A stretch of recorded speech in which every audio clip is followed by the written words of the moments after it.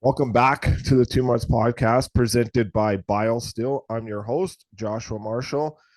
Today, with us on the 2 Months Podcast, we have Mike Futa back. He is with Rogers Sportsnet and he's a two-time Stanley Cup champion. He is also kind of helping us out as a hockey analyst for our podcast here, too. So, Foods, how's it going? What's going on, buddy?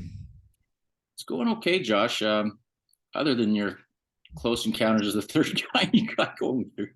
Yeah, my Zoom video is like completely. I I don't get it. feel like I'm in poltergeist, but it's good. I mean, it's fun when it gets, everybody wants to be playing meaningful hockey this time of year. I'm surprised at some of the sloppiness of the games that I had kind of quartered off as really looking forward to. But overall, I mean, it's starting to settle down. Some of these teams, it's hard because they already know who they're going to play, and they're seemingly going into this NBA load management mode, which I'm not a big fan of. But all in all, it's exciting. I mean, you're starting to see how different teams that made moves, you see how they're paying off. There's some that are kind of a little bit more, a 50-50 thing at this point. And then there's other teams that I bet you wish they'd been a little bit more active. Yeah. There's probably like the Carolina Hurricanes, but how That's the idea. And it's not any not because honestly, you can never expect that. That honestly, that would be like, you know, Dubas doing everything he did. And I mean, and the Ryan O'Reilly trade being the injury being much more serious, right? Like, but I guess wanting Carolina personally to do more at the deadline to fulfill. I mean, obviously they got Puyarvi and Gostig burn the back end.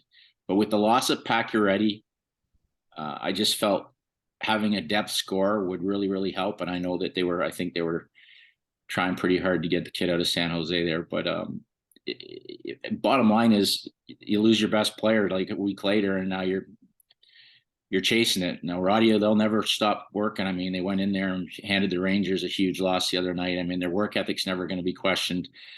Freddie's got to stay healthy, but that's a tough pair of goal scorers to have out, and with no sign they're coming back. So there's a team that I wish had a bit of a mulligan and could add another stick at the deadline. Yeah, it would have been huge for them, but they're still going to be a tough out because Rod Brind'Amour is going to put that team to work in a good way, and if their goaltending holds up, then they're going to give them a puncher's chance. But let's start here in Alberta Foods.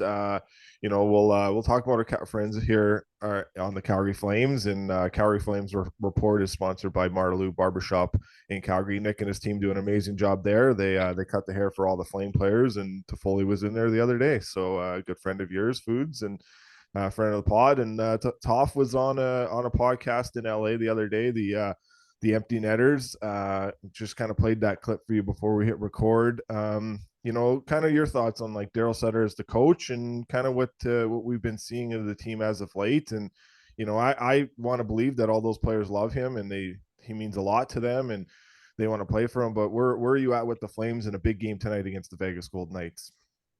Well, I'm first of all tired Foley. This guy kind of molded his career, right? And we went through the same thing in Los Angeles. I mean, one of the closest moments where Daryl and I think he's on record saying was when I was pushing for Tyler to come back up, and Daryl was, he's a kid, he's young, he's not ready for this, and really, really hard on him. Like same way it was the time it was Pearson as well, and he just wasn't ready, and that's the way. And we had a really strong team at the time, and we had already won a cup in 2012, and I just wouldn't let my foot off the pedal that this guy's going to be, you're going to love this guy, Daryl. He's going to play for you. And he relented. And maybe there's a little bit of it just being a complete, he's going to challenge me and see if I bust or I break or I flinch and say, yeah, maybe you're right. He should go back down. And I just refused to do it. And I think he respected that. And 2 weeks later, the 70s line was born, and he ended up putting Jeff in the middle of Pearson and Carter, and the rest is history. So I think there's always been that respect between Daryl and I, that I didn't push a player that I didn't truly believe was ready. It wasn't something like for a feather in my cap because I wanted my kid to get NHL games or anything like that. It was what I really felt was best for the team. And that's something that Daryl and I have always been on the same page with. Now, Daryl was great for Ty every ounce of the way there, as far as holding him accountable, playing him, teaching him how to play away from the puck, everything. And he also won a Stanley Cup with him. Once you win a championship, it's hard to go back and I mean, we saw it at our 10-year anniversary. It's you tend to forget every ounce of negativity that went on because of what you accomplished as a group. But in every step of the way, there were players that didn't love what was going on, that didn't love the coach, but the team still found a way to rally around and buy in and get the job done. And that's when you become a championship team forever. And we were fortunate to do it twice.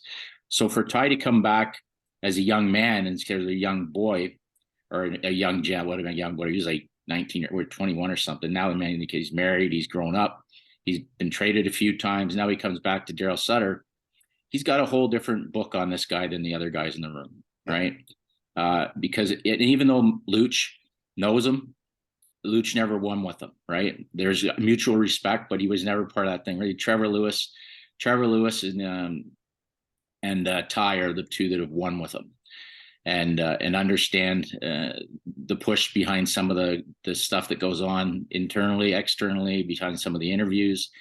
And I personally just think that players have changed dramatically. And unfortunately, or fortunately, it is what it is. And you've got to, I think as a coach, you sometimes have to adjust yourself to the way you could deal with that team. For example, I've always gone on record, said in Los Angeles, we probably had 12 captains in that room. Yeah.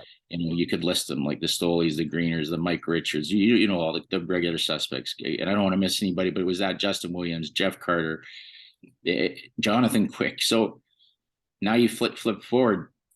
Calgary Flames haven't even named a captain. No. Right.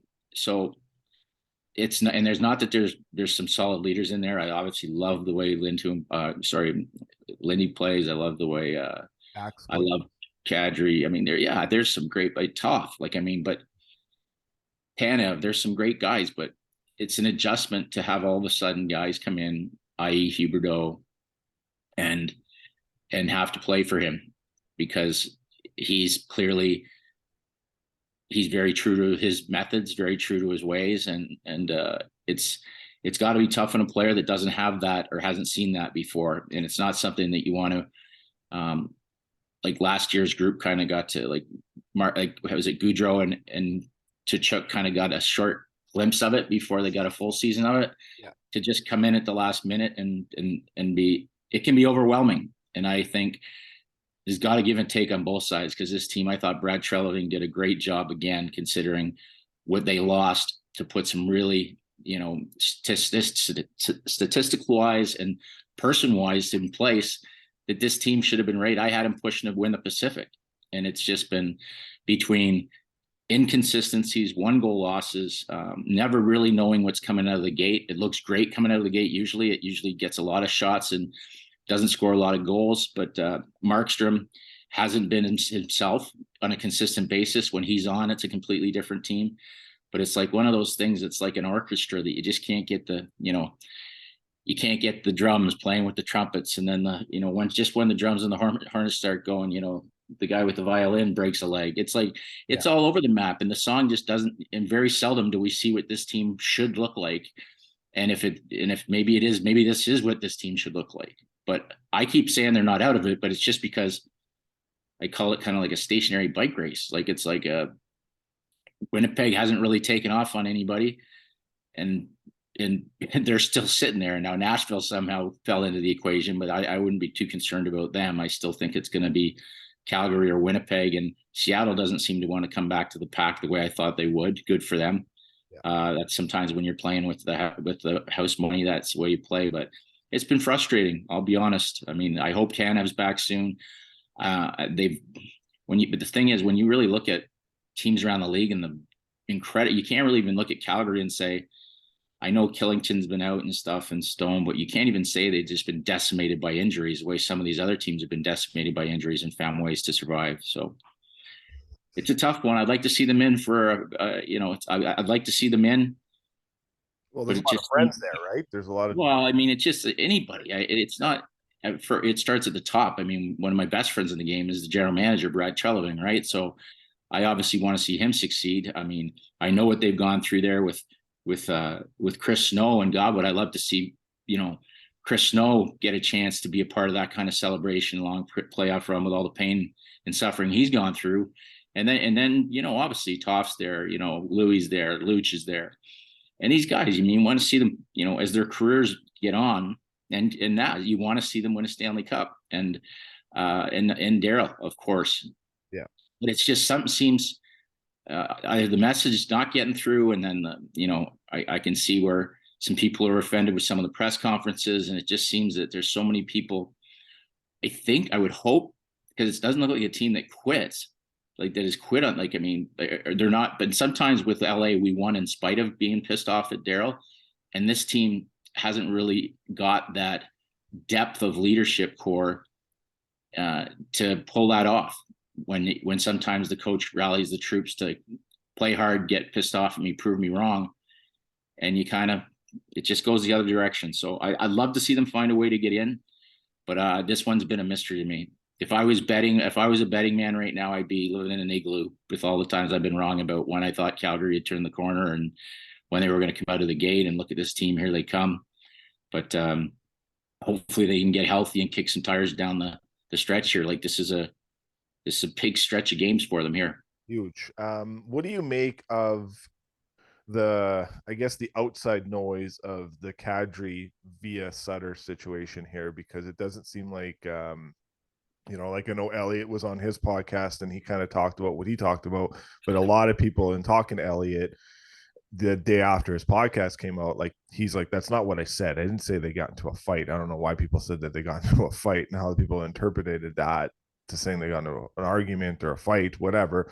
It's not the first time a player and a coach have not seen eye to eye, and it's not the first time a coach has, scaled the ice time back for a player too. We're seeing it in Toronto right now with Nylander, but thoughts on, Daryl better than anyone that we'll ever have on this podcast, in a way. Like, obviously we had Brent on, but you're as close to Daryl as that is too, with his brother. But and then the history of Nazem Kadri and the type of player he is, not fiery he is. But I think the Flames are going to need Kadri here, and they're going to need him in the next 10 games to get going, and if they're going to make the playoffs. But what do you make of the situation that is with these two? I think it's just outside BS, to be honest. That I wouldn't believe the hype. Well, knowing Naz, I could see Naz maybe nipping back a little bit because you can get a little lippy, but he's earned that right as a Stanley Cup champion. And Daryl really, one thing you notice about Daryl when he acknowledges being a champion, like when he talks about the Colorado Avalanche, he calls them the champs. When he talks about guys, they've got 20 guys or whatever, 15 guys over there that have rings.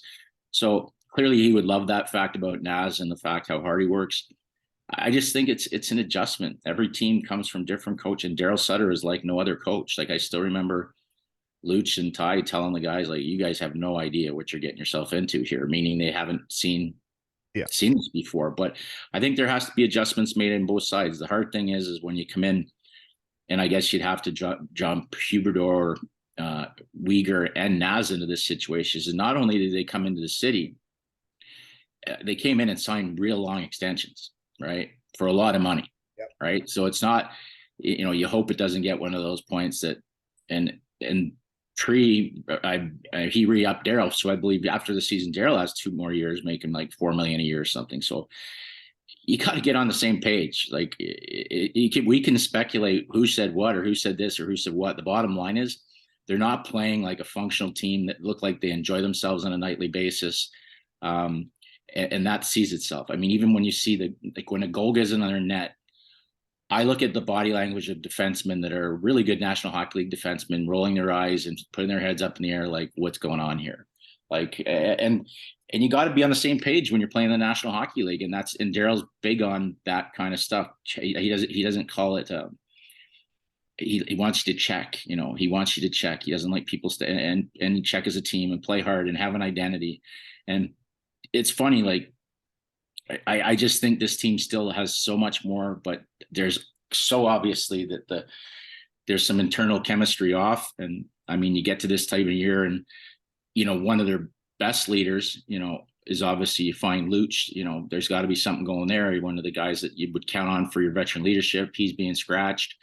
It's like Pelche's in, Pelche's out.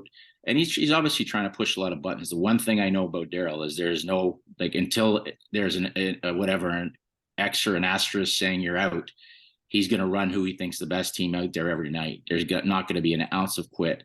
But again, it's just they've got to believe in themselves. They've got to look at their schedule, know that they play Winnipeg again. They've got teams that are very beatable. They've got to beat a couple teams that they seem to like. I mean, and they beat Vegas last week. I thought it was the best game they've played all year. And then, of course, you get excited about it, and they come out and lay a feather. So you just got to be consistent in your preparation. And I hope these players aren't looking at some of them. I just think when you're a professional, I just can't imagine it happening. But if you're looking, saying, do we really want to push this hard? Maybe this will change at the end of the year, or I can request a trade at the end of the year, or I'm going to take my ball and go home at the end of the year. You've got a great hockey city that, is really got a chance to, if they could get in here, who knows what happens. We all see that in the NHL, 8 seeds to get in and their goaltender gets hot. Everybody starts feeling great about themselves. The other team gets an injury. So let's just hope they can find a way to be consistent. They're killing me. They're just killing me because I stay up. I mean, I stay up to watch all games, but there are certain games. I swear the other night, I stayed up. My old team, the Kings, were playing my Flames with my boys. So I rested, get up to the 10:30 job. And I swear to God, by 11 o'clock, I was ready to jump off. I was like, it was like 6-1 or something. I'm like, you idiot. You're not getting this time back. Go to sleep, tape it and watch it in the morning. And then, of course, I watched the whole bloody thing and screwed up my entire system over a game that was like, it was just non-watchable. So, yeah, it's that was a tough one, but I think it also speaks to where the separation is, where LA's at to that. Oh, I gotta give them credit. That's too, like, as much as, but it was almost the same thing. It's like, it seems this team needs to get, like, you get an early goal and then it's like they start to believe, and it wasn't a breakaway, but I remember early Backlund going down on like a 2-on-1, but it was really a breakaway, and he put it right in whoever, I don't even remember who was in that, Kurpsal or Copley, put it right in his chest, and then they came back the other way, and by the time it was like 3-0 before you could say boo. Yeah, it's just, yeah, it's been a frustrating goal for sure, because they show you this glimmer of hope where you're like, okay, they're gonna get it together, and then there's that one game where it's just a setback. So it's like 2 good games to versus 1 bad game. But yeah, I still believe in the group. We posted on our Instagram account. We're still like, yeah, we still believe in them. Like, here at the pod, like we're cheering for them, and it'll be great to have them in the playoffs. And they got to believe in themselves, Josh. Doesn't matter what we say. Oh, that's true. That's true. So it's just interesting when you talk to like the outside world and stuff like that, and it's like they think they know what's really going on, and it's but these guys got the belief. They got to believe in themselves and believe in their group and believe in there. But we'll move on to the Edmonton Oilers. Oilers Report, sponsored by Shadowfight Salon and Barbershop here in Edmonton. So the Oilers foods in throughout the year, and just as, because obviously the Leafs just laid an egg against the Islanders, and that was the first time they've allowed 7 goals. And then so the Leafs have allowed 7 goals once, and they've allowed 6 goals 3 different times. Now the Oilers have allowed 7 goals 3 times and have allowed the 6 goals 5 times. And the Oilers are 22nd in the NHL in goals against, and the Leafs are 6th. Now, some people here out west say that the Oilers have better goaltending and better team defense, but the stats don't really back that up. But we've seen a really rough night and a good person in Jack Campbell again after not playing a lot, and then gets in against San Jose. He lets in 7, only 4 count. You've won 2 Stanley Cups. You know what it takes. You've seen it on that side of it. You've seen it on the player side of it. What is it? What do the Oilers got to do here to go into the playoffs, to have confidence, to win a Stanley Cup? Think that they can do it, because history doesn't really prove that a rookie goaltender in Stuart Skinner is going to be able to run them to a Stanley Cup final. Now, yes, I understand Jordan Binnington did it and Cam Ward did it.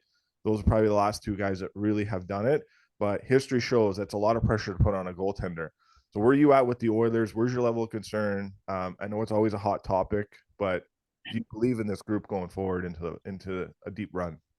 Well, first of all, I don't compare either one of those teams to our teams, because our defense was way more diverse and way deeper, and we had Jonathan Quick.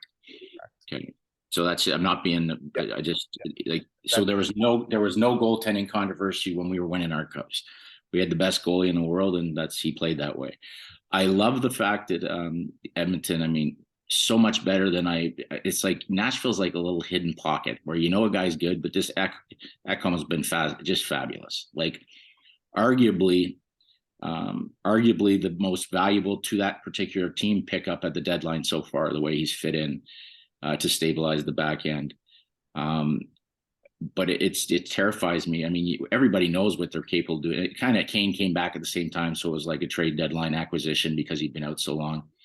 Looks like Yakamoto's getting a little bit more burr up his ass. But I still think, I don't think it's an incredible team defense. As far as depth wise, I don't think the next man up, if somebody does get hurt, I talked about that before, how when Muzzin went out in the playoffs for so long, the next guy up was Martin Marinson, right? Which just doesn't float your boat, right? So, and I think that's one thing the Leafs have really, I wish they'd pick 6 and stick with them at this time of the year, but one thing they have addressed is that they've got some depth. If somebody goes down, there's going to be an NHL caliber defenseman coming in. When I look at the 2 back ends, I think Samsonov has earned the start game 1, unless the Leafs Nation, whatever, goes ballistic over the next 3 weeks and he can't stop pucks. And, hopefully his wife has a baby, and Matt Murray, Matt Murray is an excellent, if he stays healthy, if something goes wrong, I'm comfortable Matt Murray coming in. And even to that much, the kid, I think it's Wall, is having a great year. Correct. In the American League. So you go 3 deep of guys that, it's not Vasilevsky, it's not someone, but they're based on their small picture, they've been pretty good, and that they should be able to play better if this team locks it down, because the defense is much tougher. McCabe's been a huge addition. Schen's help. George is as long as they stay healthy, they've got some good mix there. I don't think the Oilers have near that depth in the back end, in spite Evan Bouchard kind of looking really good now. And on top of that, Nurse allowing to get less minutes because Ekholm's been playing like such a stud. Everything looks good there. But again, you've got, and I know it's for every team that's got, the Binnington story, but correct me if I'm wrong, wasn't Jake Allen there as well at the time? He was, right? Yeah. So right. There's a like, Allen goes cold, but there's a pretty darn good NHL goalie. Like, it had a real strong track record there, and Binnington takes the ball, right? Yeah. Like, I think Matt Murray did it. He had Theo Fleury behind him, right? Or not Theo Fleury, Marc-Andre Fleury. So there's a different thing. Like right now, Skinner's clearly earned it. I mean, you know what I think of Jack Campbell as a person. Yep. He is not close to being ready to carry the ball right now. Like, looks like and it's and they've got to obviously work on it. And I guarantee you, he's probably at the point again, he wants to do so well for the team that he's his own worst enemy. But right now, if anything were to happen to Skinner, I'd be absolutely terrified what's coming in, because you even saw the other day, would you say there was 4, but really 7. And and they were not, he was still trying. It wasn't like they were really I mean, there might've been 1 goaltender, but they were just offsides, and he let in bad goals after delayed offsides. So it wasn't pretty. But I know Jay's ultra positive with everybody, but I mean, it would scare the crap out of me, the goaltending situation, if Skinner just can't consistently carry the ball and do it on a nightly basis. And he seems to have done that. When he's been off, he's been really off, but he bounces right back, and he's pretty confident himself. Yeah. And like, the Sharks just played them, and we know some of the guys on the Sharks, and their message was, you got to get Campbell into more games here down the stretch. Like, you got to get his confidence back. You can't just say he's only going to play the next back-to-back and maybe he plays the Sharks one more time. Like, the Sharks, and it's kind of nice because, like, some of the top players there, like, how would it's an injustice in a way if Connor and Leon don't win a Stanley Cup, but these guys there's passionate, but there's also competitiveness on each side. But you look here, it's like, what happens if the Oilers, play the LA Kings in the first round, and the LA's had their number twice this year, Foods. What if that is a matchup that they have and they go out in the first round? Like, what happens here in Edmonton? It's a conversation that needs to happen. Oh, I mean, we can only say so many things about the greatest player in the world right now, right? Yeah. Like, and what he does on a nightly basis. But like, if you're looking at it, there's a chance, and it's an outside chance, that, like after 1 round of playoffs, there could be no Crosby, no Ovechkin, no McDavid, and some might not make the playoffs. And and certainly certain teams, it's not trying, because the biggest circle that's preventing it from getting there is consistent goaltending. And I don't know. It's hard too because you don't want to put too much pressure on yourself, but you almost as a goaltender in either the Pittsburgh organization or the Edmonton organization, you have to take it personal Yeah. that I got to get this job done because that guy has got to get a ring, right? And I'll write my own legacy. I'm part of it, but I'd almost feel guilty if I didn't have my game ready come playoff time because this guy on a nightly basis has just redone everything he possibly can do, Yeah. other than do it in the playoffs, because it's not because he tanks in the playoffs. It's because the defense breakdowns and the lack of A-plus goaltending. Yeah. So it'll be interesting because if that's a matchup, I mean, I selfishly want to see the Knights and the Kings go at it, but Yeah. Edmonton, the way the Kings are playing right now, they are deep. They're playing selfless. They're playing the way Todd wants them. They're like a little army of, and now the guys like the Kopitars and the Doughties are picking it up a notch. I still can't. I think Phoenix Copley's like 22-4 or something. Like it's amazing that, and now you've got Korpisalo. So you've got two goalies that you're comfortable going in.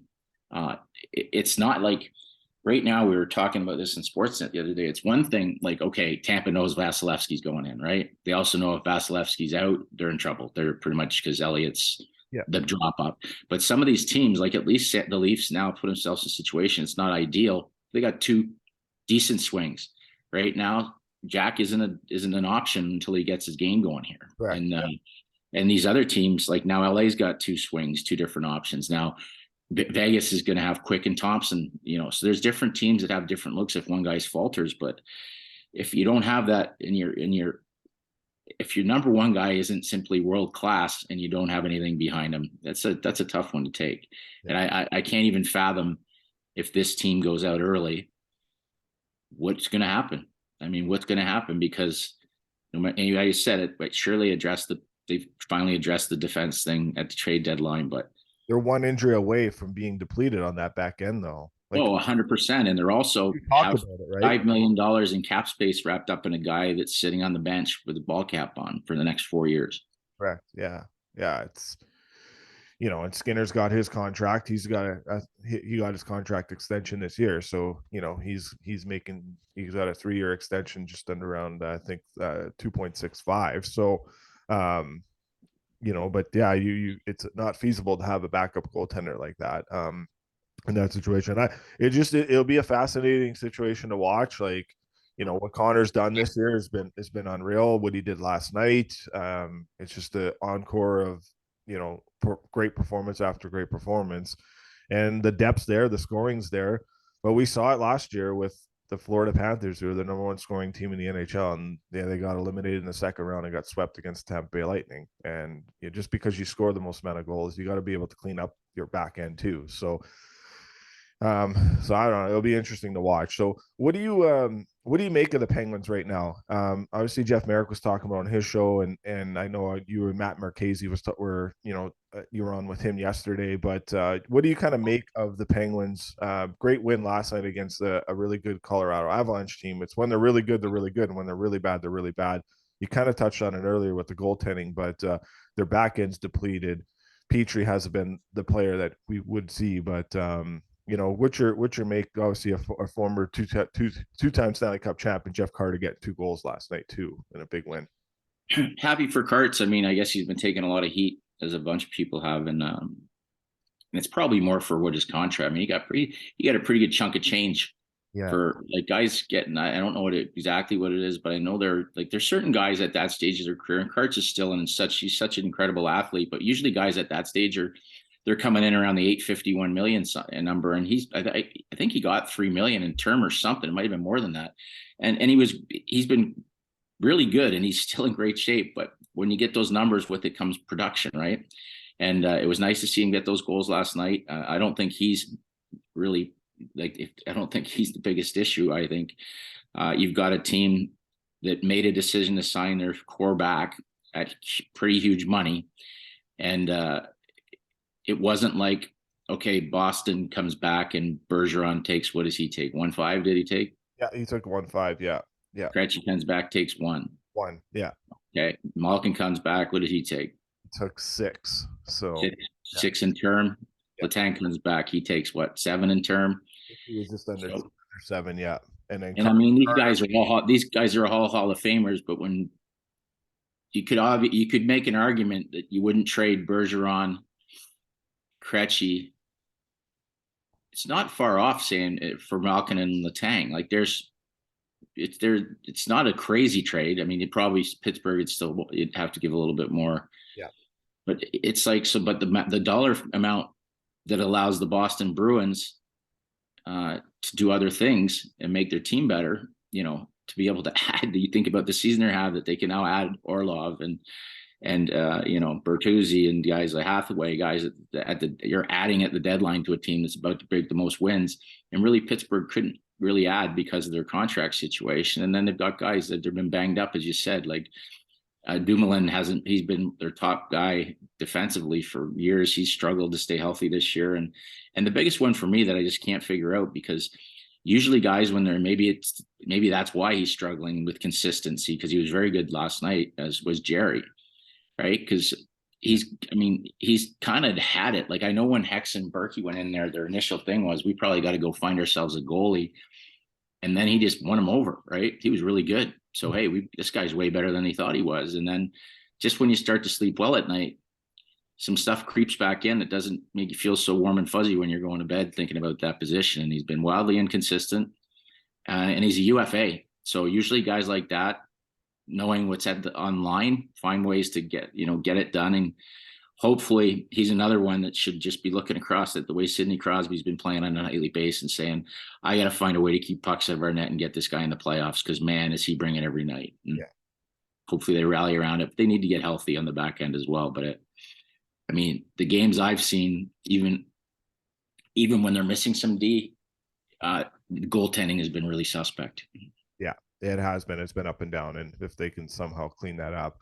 Now, what's your thoughts on Ilya Sorokin as a goaltender and what the Islanders may be able to do in the playoffs here? If they get the Boston Bruins, that would be obviously a really tough matchup. But Sorokin is, I would say, all due respect to Allmark, he doesn't have the great playoff pedigree maybe that Varlamov or Sorokin have. But what's your thoughts on maybe that potential matchup in the first round and what the Islanders have been able to do here? It's funny, Josh, because when I used to go to Russia all the time, I used to always and it wasn't something it was kind of thing with Dean. We weren't going to draft a Russian goalie, but every time I saw Shesterkin and Sorokin, I was like, this guys there's something about these guys that they're the real deal. Like, in my notes, I had them as we had our breakdown, our thing, and Mark Yannetti knows is we had them both as elite goaltenders, but we weren't allowed to draft Russian goaltenders. And then I was always wondering, plus there was the factor, when are they coming? That's the thing you got to get. It's like how many years did the Minnesota Wild have a picture of Kaprizov in their wallet before they actually got him to come? They kept every year looking at the wall saying, oh my God, I can't wait for Kaprizov to get here. And when he arrives, he's definitely as advertised. And when those guys got here, they were exactly as advertised, two elite goaltenders. And you see what Sorokin can do the other night to a team.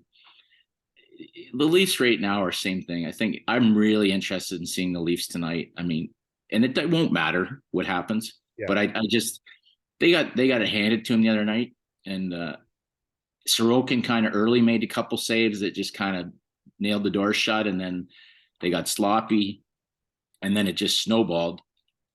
And Samsonov kind of got hung out to dry. He certainly looked like it. It was a little more surprised with his post-game interview where he said he was more concerned about being home and for the birth of his child than being in Long Island.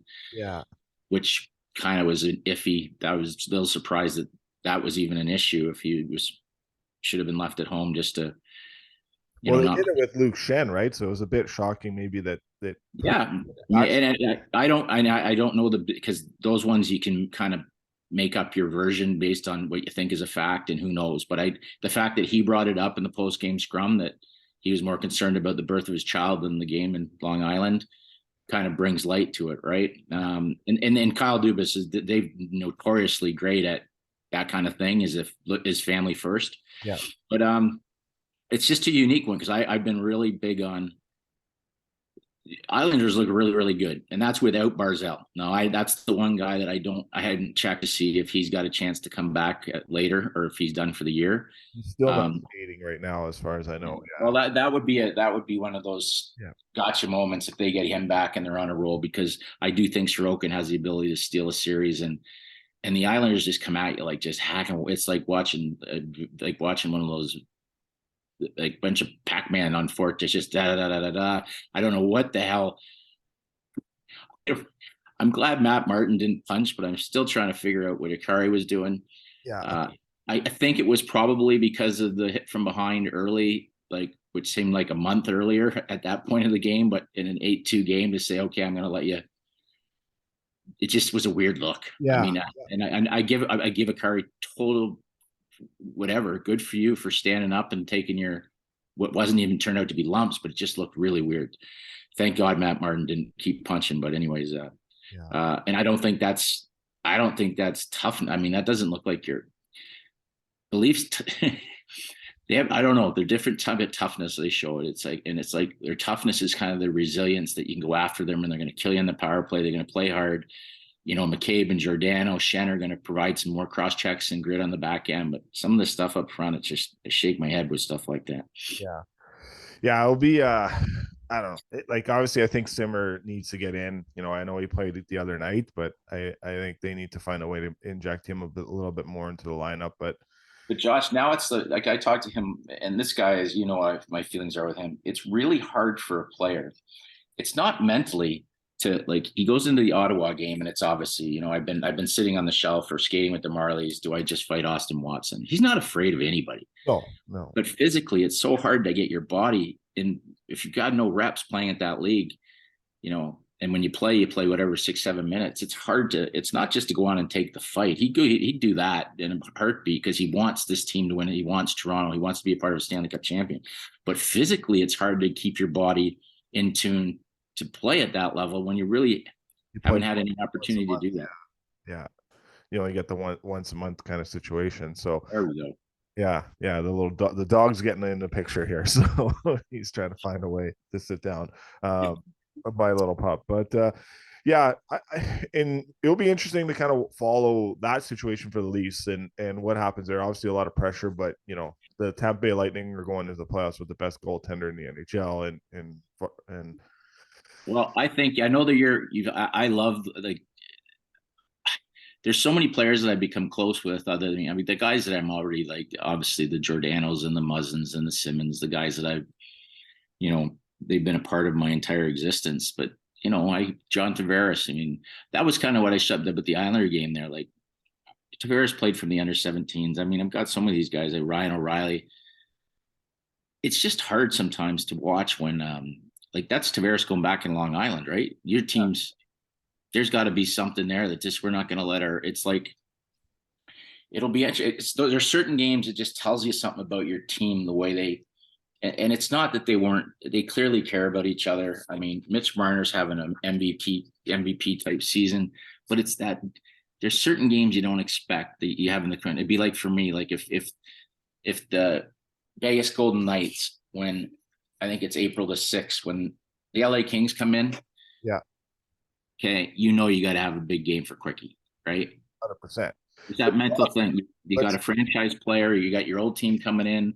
And that was the same way I was surprised when we talk about our Calgary Flames team going in to LA, knowing that's where Daryl won his cups, you know, Ty, you know, you got Milan Lucic in the press box and you come out with that kind of effort in a place that is probably one of the last places you want to lay an egg. It's Yeah. frustrating to watch. And we've seen on the on Toffoli's wife Instagram feed how much people that were there to see him after, right? Like you know, he had a contingent of not only, you know, some of the great athletes in the world and like Todd Gurley and whatnot were there to see him. It's just I know it's too bad he didn't play in Arizona. He could fill up the building. exactly he could for sure. What do you make of the Coyotes? Obviously, a you know a 4-3 loss against Edmonton, and what they're doing right now is that a manager's nightmare right now, Foods, in that situation? It's probably a manager's dream because how do you get fired? Yeah, I guess so. Yeah, that's another thing Keep too. rebuilding and then you bring in players and good on Billy. I mean, Yeah, some of these guys, but I mean, they were trying to get rid of Keller. They were trying to, you know, it's like at some point you got to keep some of your own guys. And I'm sure they're glad they kept Keller. But I mean, Chikrin's gone now. I mean, I guess the next wave of guys coming in. There is, when you say there's an ultimate, I mean, it's so much easier to play when nothing matters. Yeah. Right. The one thing I will say is I love Andre Tourigny, and the team works exceptionally hard. So you can't take a night off because they work really hard. And the goaltending seems to have been a little bit better. The one kid's had a really decent year, but when you never win when it really matters, and then you get hot, like Vancouver seems to have that recipe down. You know, just when you're supposed to be going in the Bedard sweepstakes, you get hot. Like that would drive me crazy as a manager if you basically had guys laying down their swords, or we just weren't good enough all year, and then we're not tanking, but all of a sudden we rip off 6 wins in a row when we're trying to get the Connor Bedard. So that would drive me nuts. But again, you're trying to instill a winning culture, so you don't want teams that are not working. But at the same time, it's frustrating to see, where the hell was all this? Yeah. Like, where was this when we needed it? Yeah, in the start of the year or on the road. They've obviously had some home advantages with the rink that they play in Mullet Arena there. Food. So usually around this time of the year is kind of where, people that are, been out of the game a little bit here, but want to get back in. What kind of things are you focusing on, and, your love and your passion to get back on an NHL team? I know you're doing amazing work on Sportsnet, and you're on with Justin Bourne and Nick Kiprios, and you and Ken Reed have a great connection together too. So, but obviously everyone knows your heart is back in it. I'm on with you more than I'm on with Reader. Yeah, I guess. Yeah, we have to get you back. We'll have to talk. You got way better shoes too. Yeah, yeah. But, what kind of things do you get prepared for? Like you and I were talking the other day, and how much you love hockey, and you just said it. Like, you stay up late and watch these games. What kind of things are you scouting and writing notes down, and looking forward to, and trying to get that resume back going, and get yourself back out there in a position that you want and you love a lot? Well, so there has to be, I mean, for part of the other part is, like, you can always speculate where there's going to be openings, but there's a lot of internal fills now, and there's a lot of different things that go on. Whether there's there hasn't been a lot in recent years where somebody's actually interviewed anybody for position. It's either been an appointment of a great ex-player or somebody within the own organization. Yeah. Shelved around. I mean, even like with Trotzy getting Nashville, I mean, they're you say it's Barry Trotz has earned his right to do whatever he wants to, but just the process itself, you're usually you hear, okay, Nashville's going to be open, right? So you think, so you really study up, and then you think that's a position that you might interview for, and then it gets filled. So you just have to keep your head above water, stay positive. There's going to be changes around the league. There's going to be surprises in the playoffs that are going to lead to changes. All I can do is continue to keep myself out there, work hard. I mean, I talked to the league office. There's still general managers that I often speak to. I'm very current in every form of the situation. The only place I wouldn't be current at is, other than to tell you who's going first overall, is the amateur draft isn't something from the standpoint of travel, and that I've got all the lists and I know where the players are, but I mean, I would never be able to do it justice the way these guys do now, because I just don't have as many views. But as far as currency of everybody's rosters in the National League, studying the cap, knowing what teams need, knowing where I think teams need to go, whether they need to retool, rebuild, whether there should be a coaching change. I keep myself fresh up in all that. And I've got notes on all the teams that I think, and like little books of thoughts that I catch. I watch so much hockey, and I don't, as Dean Lombardi, it's hard for me, like when I'm watching with my dad. Yeah. Because it's literally like watching a machine gun go off. How many times the games, he's got one remote, and it's boom, boom, boom, boom, boom, boom. And by the time you get back, the score's changed and stuff like that. I mean, I get it, but like when you're at Sportsnet, there's like 8 televisions, right? Yeah. And it's still, that's worse too. I mean, but if I usually watch one game a night, and I really try and study it, right? Not just watch it. And and I don't. It's funny because even I've been going to a lot of games live, which it's a different dynamic for me, being with fans and stuff like that, and hearing one couple things, how hard fans can be in the crowd, particularly in Toronto. And then two, how many people actually pay attention to Sportsnet, because I've had so many people come up and like talk about stuff that they're doing in the media now, which is completely unique for me. Yeah. Just again, it's looking at a game from a different way. And I also, sitting in seats now, realize how much I miss seeing it from up above, because the greater the seat in Toronto, the less you can see. The bigger the shrimp, the bigger the oysters. Yeah. But you got something right in front of you. And I remember laughing. I remember this was years back, taking my mom. Some friend of mine, Clay Leibel, had gifted me front row tickets, and I was in town, and Simmer was in town with the Flyers. So we have front row tickets for the Simmers, and we basically only see what's right in front of you, right? And then if you turn this way, we have beside the penalty box, you can't see anything because of the different glass angles. Yeah. So you end up just watching what's in front of you. It was nice because Simmer came by and tapped the glass and said hi to my mom, but we could have done that afterwards. Yeah.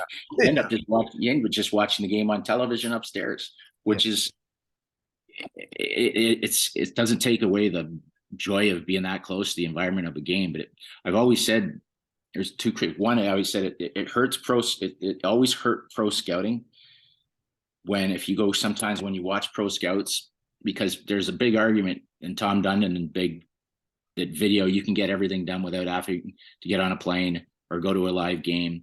You can do it all through video now in analytics, right? So if you're a pro scout and you're up in the press box and everybody's got, you've probably seen it, Josh, everybody's got their big layout, they've got their Sharpies and their yellow and this guy, and it looks like they're at the Mandarin. It's like beautiful. They got the lines, they've got everybody's horoscope, and then they're watching the game or they're talking to their buddy, and then somebody scores, and the first thing they do, everybody turns and looks for the TV, because you want to know more of the play, right? Yeah. You want to know exactly what you missed in an amateur rink, right?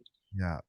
If you're in the old Windsor Gardens and somebody scores and you were not paying attention, or even if somebody stood up with a coffee in front of you, you don't get, they got like a Viewmaster they got their big new rink now, but it was like a Viewmaster with it looked like your box at the beginning of this podcast, trying to show the replay, right? And I'm like, okay, what happened?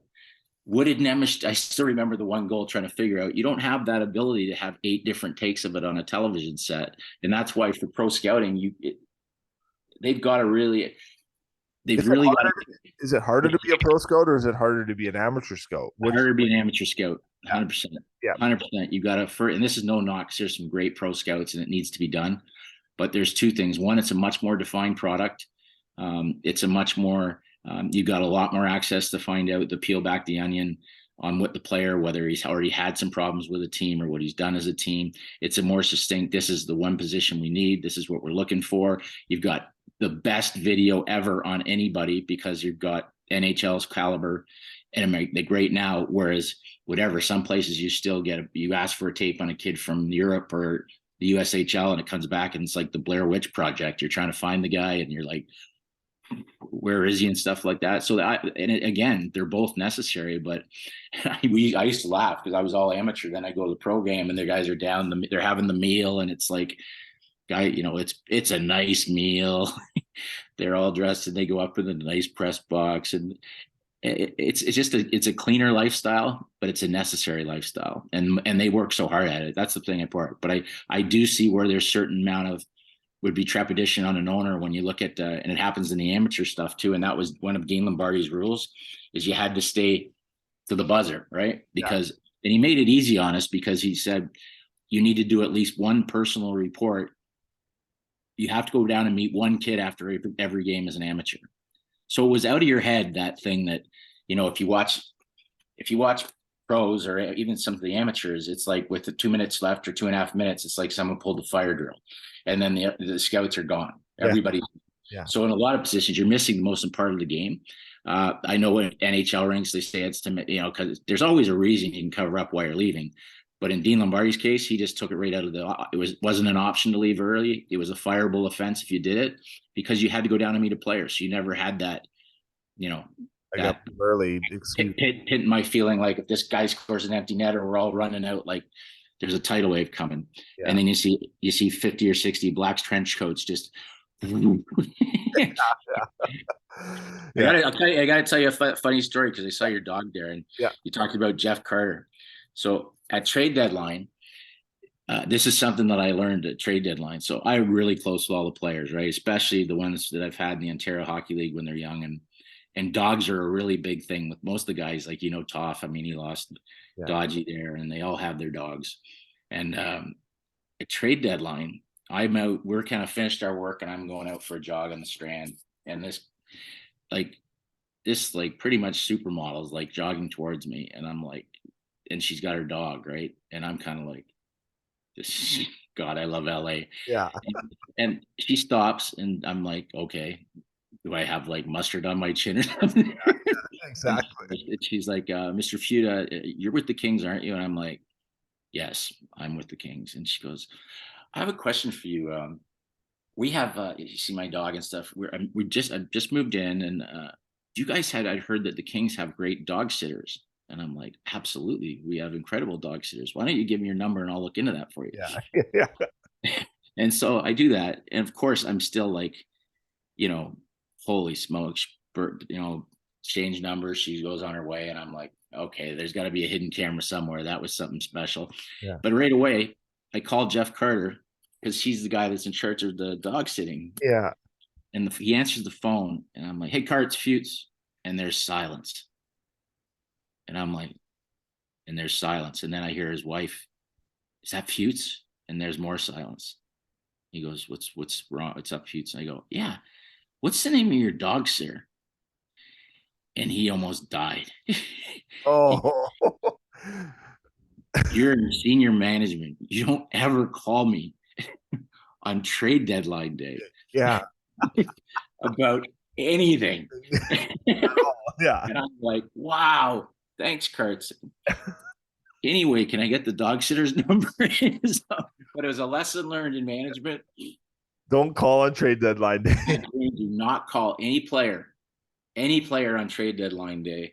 Unless it's I think I did it to Matt Green on purpose after I realized how vicious and brutal it worked, just to have some fun, because Green was the master joker, but Kurtz just was like, oh my God, Futes. And I was like, holy smoke, Kurtz. I didn't Thanks for coming off 2 Stanley Cups. You're safe. I apologize. Yeah.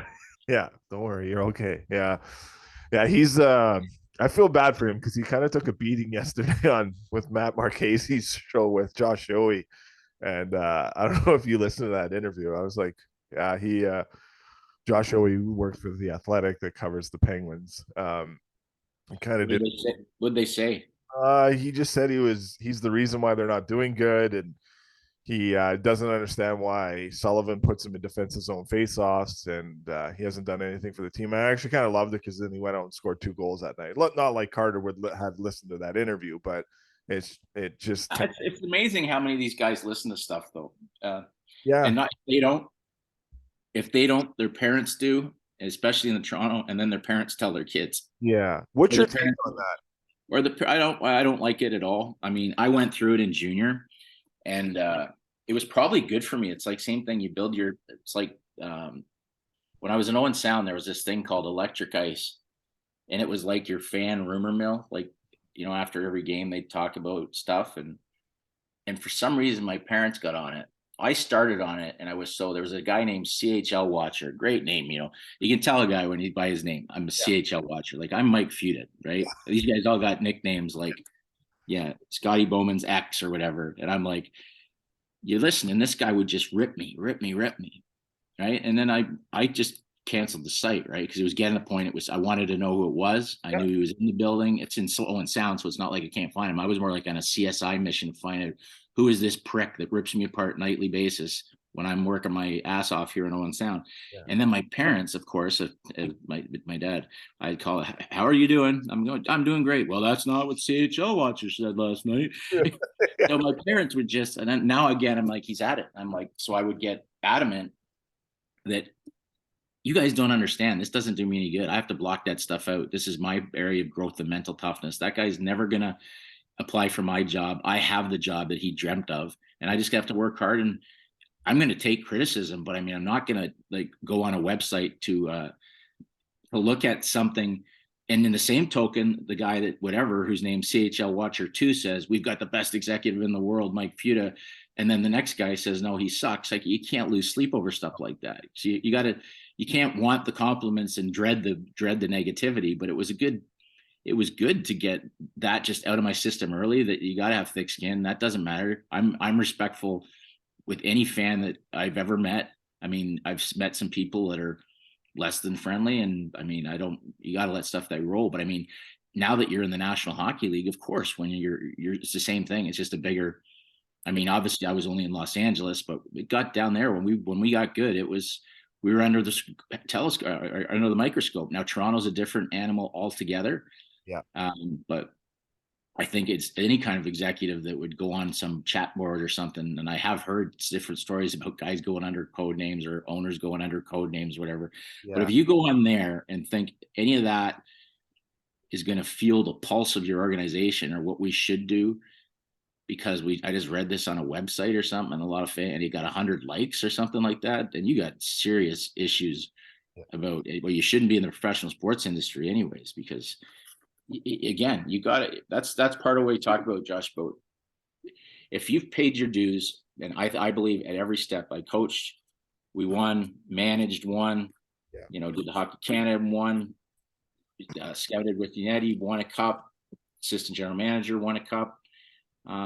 You prepare yourself and everything, and I think you hope that you get to the next level. But if I never am a general manager in the hockey league, I'm not going to look back and say I didn't work at it. What I don't want to do is not get a chance to be a part of an organization, even in a lesser role that I've already done, because everybody thinks it's general manager or bust. Yeah. Right. No. That's the tough one about it. But I'm sure things will open up here. I mean, the one thing I've done is I've kept my nose clean away from the rink always. I mean, I got 3 beautiful daughters. I'm very fortunate to have both my parents still in my life. So it's that stuff. And I'm connected.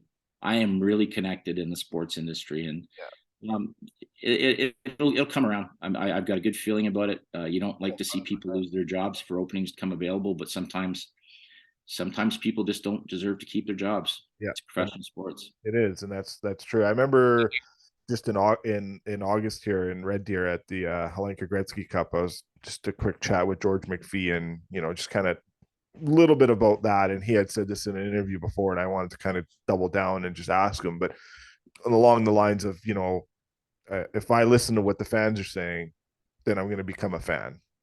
He's in that chair for a reason. So, and so it's like you can't listen to the outside noise. I always get into this with some of my friends too, because, and I don't mean to be rude to them or in any which way. And I say this in the most respectful way possible. I think there's very passionate fans, very educated fans in every 32 fan base in the National Hockey League. But I love to get the opinion of the player, the general manager, of the person that is like been in the trenches. So I don't mind like my buddies that I'm in group chats with, like, we're all hockey guys. We've all played 0 NHL games, but we can still understand and break down the game. But, it's the opinion of an NHL player or an NHL executive, to me, weighs a lot more. And, we saw it last year where Austin Matthews, like last night was a perfect example of like a group chat. I know I'm kind of going off tangent here, but it's like, Austin, like McDavid scored 60 goals and all these other fans I'm friends with are all mad that Matthews won it last year. And I'm like, he won it because he was the best player last year. And whether you want to like that or not, but at the end of the day, the biggest trophy in the award that the players love is the one that they vote on, and that's the Ted Lindsay. So, and well, the one that the one the players want the most is the big silver one. It is, yeah. But and that's the one you won twice, but that's we had a funny conversation the other day, and I'll get off topic too, but is the Jack Adams, because it just seems so strange the timing that it's given out. Because for me, it's almost like it's an award that should be handed out at the end of the playoffs. Yeah. Just in case, because somebody said yesterday because John Cooper's never won it. Right. Crazy. Mike Babcock never won it either. Yeah. You can say what you want, but yeah, I get it. I get, honestly, yeah, you're right. But I mean, it's something that, and it's almost like if you're a coach and you're up there getting handed the Jack Adams, and it's obviously a prestigious award. but it should go to the best coach in the regular season. They should just call it that or something, because if you're up there and they're handing you that award, and there's kind of like John Cooper sitting in the third row looking a little hungover because he's just won his second Stanley Cup, it takes a little bit away from, The meaning of, well, Daryl didn't even want it last year, right? So what's that? Daryl didn't even want it last year. He did win it, but he was before it was even handed to him. He was like, "No, I like." He didn't want no part of it. Well, we'll see. I don't know. Judging by his speech, it looked like he didn't want it. I mean, yeah, he forgot two of his sons in the organization in his thank you speech. yeah, yeah, He thanked his brother Wanda May and Chris, or Wanda and Chris. So, yeah, yeah.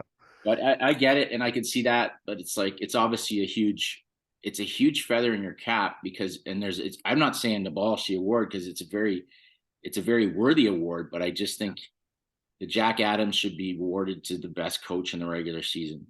Yeah. And then if they want to have a play, or just or take into account what happens in the playoffs, and then award it at the end. Because if just using this year, so then if Because I think if Jim Montgomery has this magical year, and somebody comes in and whatever, let's just say, insert name here, John Cooper, sweeps them in the first round of the playoffs, which they're not playing it, but you know what I mean, and then goes on to win a Stanley Cup, then I don't think that Jim Montgomery is going to want to go up and win the Coach of the Year award when, you know what I mean, when stuff like that happens. I just think I think it's almost, it either becomes an award it's distinctively said the best coach in the regular season, or they just keep it as is and award it at the end based on how the playoffs unfolded. Yeah, because they do that with the general manager award. They really don't hand that out until like the last four teams are in the playoffs, and they pick three guys. So that's a weird one. That one's a weird one altogether. That's a weird one too, but that one's just recently they've done that one. So, all right, Foods. Well, this was awesome again, and we'll I guess we'll try to do it again next week if you got the time. But and I've got time. you got time. Hey, all right. I got a couple more, like the Sportsnet stuff. It amps up for a couple more weeks, and then I've got should have some time. Don't want to have time in my hands much longer, but I do have some time for you always. Okay, perfect. All right, we'll chat very soon, Foods. We'll catch you on the tube, and we'll reconnect again next week. Look forward, my friend. Take care.